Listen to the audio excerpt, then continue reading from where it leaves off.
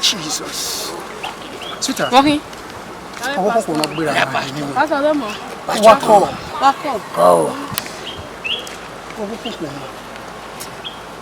Eni lowo. Kele. Ni wa gbira papa on so body eni suma me. Kule what ye ni eyin wo? Ege my say ai. Unwe osaloboa on heaven no yawe ni.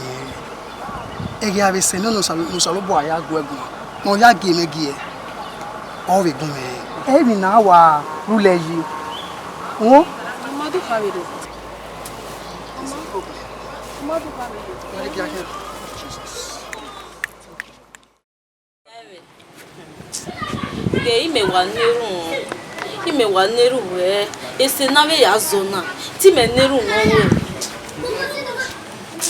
Ti neru no we ru da we.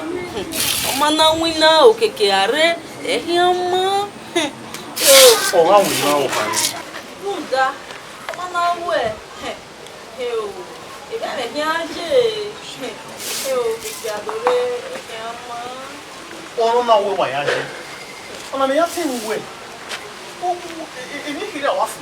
O wa take na me we agbofuru. O me su so gba na ya we na o pedera. Bi na gba ke. Eri aga yi. Muda. Ahami ahinze gbe mu kenega. Wejajo na aga. Iwajaje oga. Onire ni are na we. Wore gbo egbe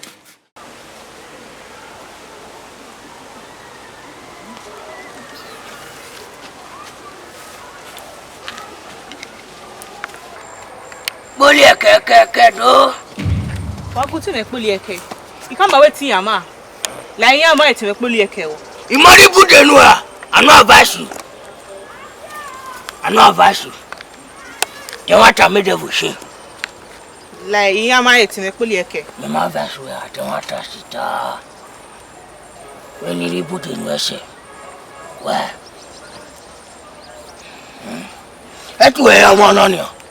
Esu igogo. Bini avasu ese. Ene no igwe yama. We beg we are what I tell with yama. Twins we are be twins. Twins we are be now. Jesus. We walk by water, we have few. Walk be like Jesus. Walk be like fear. If you can walk, you see this girl. It is compliment my message video way. We walk by we papa we okay pa. Now you are not very tired your ear. Le tired fashion no. Fawiti. The fashion no we beg emi ona I be keep o beg hogia. Ono na we tired keke na pe. You no polo se. La e te keke na pe, ibu keke na pe yo. Emi o emu yo. Repent. Give na no ro bona. E bo salobu anu. We na yakuno. We na yakuno.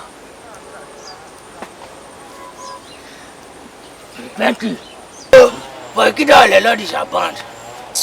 Repent. Attack with your pet. I will you. You're going to do not take. Then don't carry belly. The more got to go to it. And when I be my back, I met you near. Why do you in your tar? Salubal in your carbo. You for there.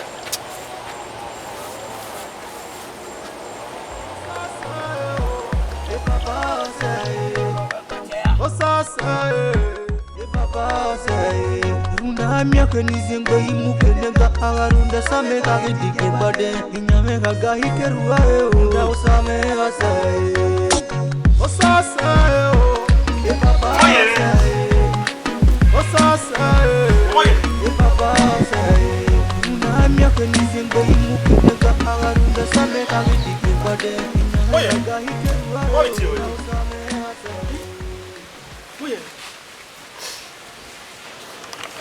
Moye. Oye, me we ma we tele kwa Kevin ani. Runde mo oyi we we bi do avie na.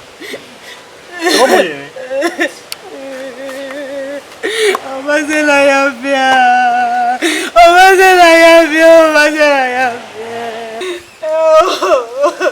Onise.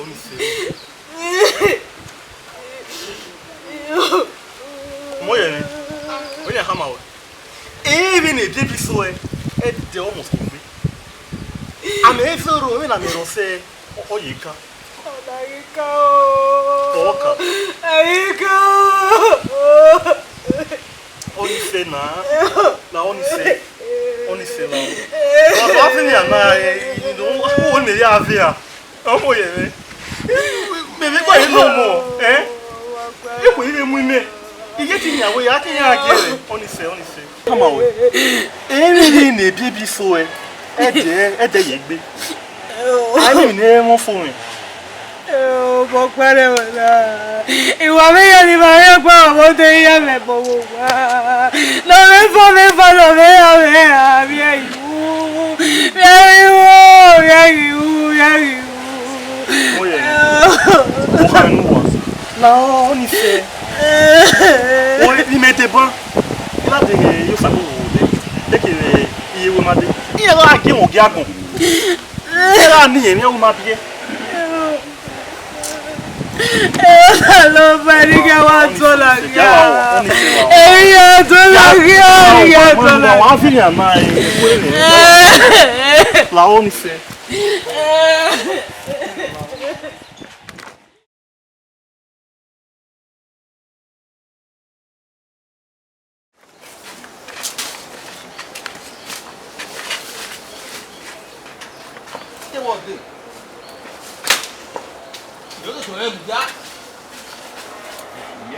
Ode. Wo mi na. You job, man. Wa me na yi.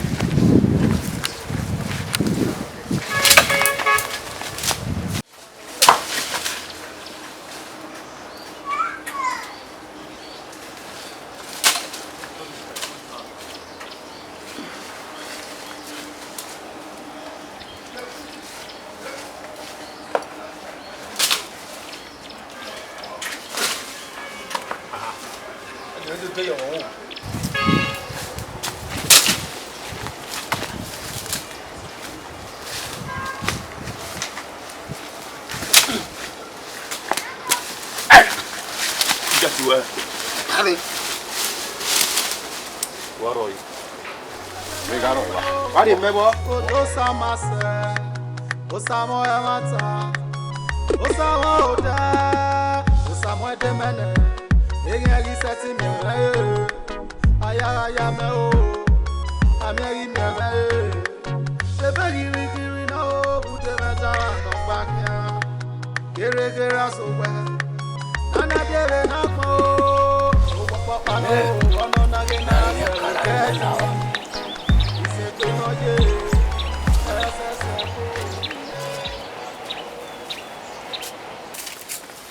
Agwo no. Owe tereso ni atamawe. Meso ni atamawe. Wata lutaka. Owe meso ni bege be gbono makeke. Gno pe ni. Na ati ni makeke ni weta. Olo we na.